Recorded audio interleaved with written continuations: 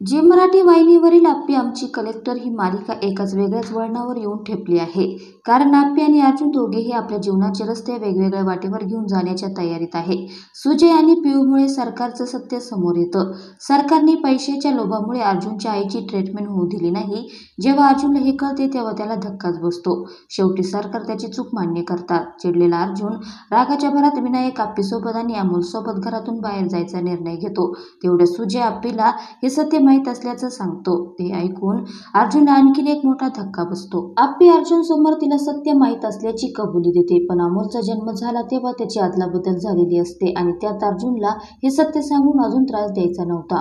म्हणून हे सत्य ती त्याच्यापासून लपवते अशी कबुली आप्पी देते. अर्जुन ते ऐकून भयानक चिडतो. अर्जुनने भ्रष्टाचार केला तेव्हा त्याने स्वतःचा गुन्हा आप्पीसाठी आणि तिच्या तत्वांसाठी मान्य केल्याची आठवण तो तिला करून देतो. पण आता आप्पी स्वतःच्या तत्वांना बगल देऊन एवढी मोठी गोष्ट लपवते हे अर्जुनला पचत नाही. अर्जुन तिला सोडून विनायक सोबत घरातून निघतो. स्वप्नील रुपाली अमोलसाठी एकदा अर्जुनशी बोलायचं ठरवतात. त्याच वेळी सरकार येऊन आप्पीची माफी मागतात आणि अमोलसाठी सगळे नीट करूया असा विश्वास आप्पीच्या मनात निर्माण करतात. सरकार व आप्पी अर्जुन विनायकची माफी मागतात. पण अर्जुन कोणाचंही काही ऐकून घेत नाही आणि त्यांना तिथून हाकलून लावतो.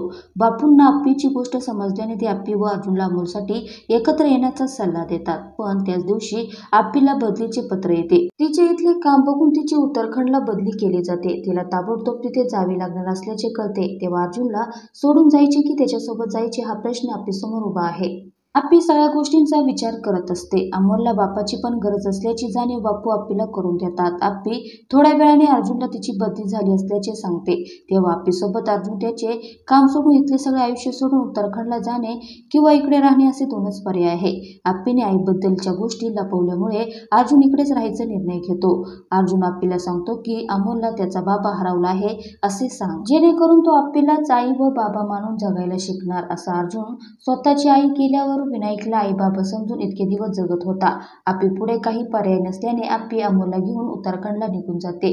आप्पी आणि अर्जुनच्या आयुष्यात पुढे काय वाढून ठेवलं आहे, ते दोघे पुन्हा एकमेकांच्या जवळ येऊ शकतील का, असे अनेक प्रश्न सर्वांना पडले आहेत.